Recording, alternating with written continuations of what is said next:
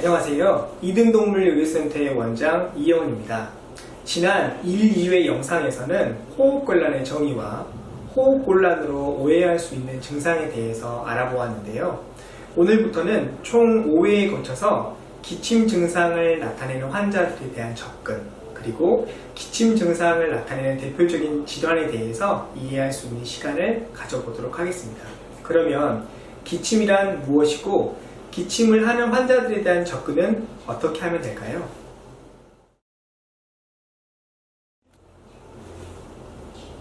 기침은 호흡기계의 대표적인 증상으로 목, 기관, 기관지, 폐 등 숨을 쉴 때 공기가 지나가는 기도에 일시적인 자극을 받아 갑자기 숨소리를 터뜨려내는 일을 말합니다.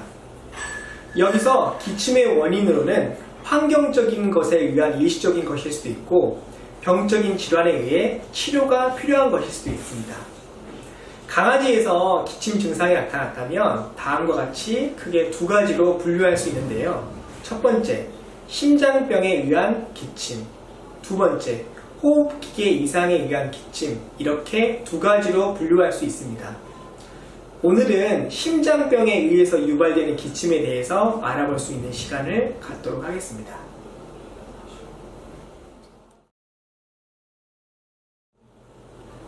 심장병은 여러 가지 종류가 있는데요. 기침을 유발하는 가장 일반적인 심장병은 80 내지 90%가 이천판막 폐쇄 부전증입니다. 나중에 주제를 정해서 심장병에 대해서는 말씀드릴 예정이라 오늘은 간략히 말씀드릴 수 있도록 하겠습니다.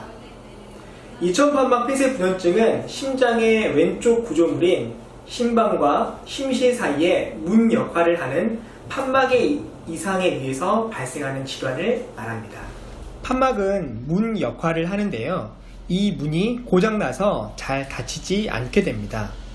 혈액은 한쪽 방향으로 흘러야 하는데 고장난 문, 즉 판막을 통해 혈액이 역류됩니다. 이렇게 역류된 혈액에 의해 심장 왼쪽 부분이 커지게 되고 커진 심장이 기관지를 압박하여 기침을 유발하게 되는 것입니다.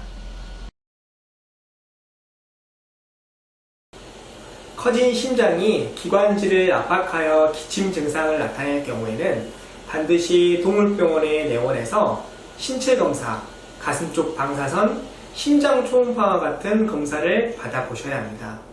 어느 한 가지 검사만으로 확진은 힘들기 때문에 반드시 이 세 가지 검사를 통해 정확한 진단을 내리는 것이 중요합니다. 우선 첫 번째로 신체 검사는 가장 기본적이지만 병의 실마리에 대해 접근할 수 있는 중요한 검사인데요. 판막에 이상이 있는 아이들은 신체 검사 때 심장 정진을 하면 심자음을 들을 수 있기 때문입니다.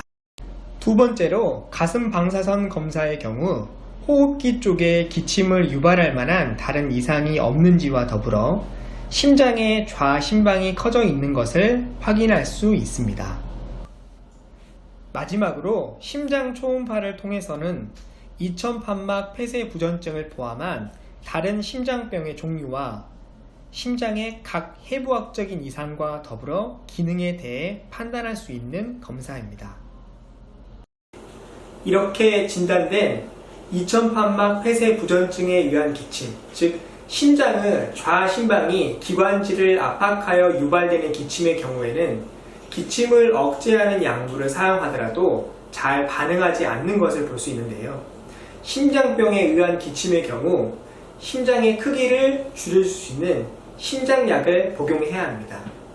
하지만 심장약은 그 종류나 용량이 매우 다양하기 때문에 반드시 수의사 선생님과 상담한 이후 심장약을 처방받으시는 것이 필요합니다. 커진 좌심방이 기관지를 압박하여 발생하는 기침을 단순한 증상으로 방치할 경우에는 첫 번째 시간에 말씀드렸던 폐에 물이 차는 폐 수종과 같은 증상으로 발전될 수 있습니다. 따라서 8살 이상의 노령견이거나 심장병이 있는 아이들이 기침 증상을 보일 경우에는 혹시나 심장병에 의해서 유발되는 기침은 아닌지 반드시 병원에 내원해 보시는 것이 필요합니다.